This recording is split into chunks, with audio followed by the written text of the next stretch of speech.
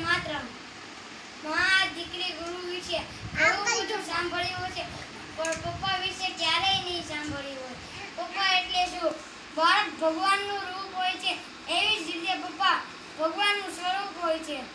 મકાનને ટકાવવા માટે પાયાની જરૂર હોય છે, એવી જ રીતે પરિવારને ટકાવવા માટે પપ્પાની જરૂર હોય છે. પપ્પા તો લીમડાના પાંદડા જેવા હોય છે, ભલે ને તે કડવા હોય, પણ છાયો તો હંમેશા ઠંડો જ આપે છે. પપ્પાની હાજરી તો સૂરજ જેવી હોય છે. સૂરજ ના હોય તો અંધકાર છવાઈ જાય છે.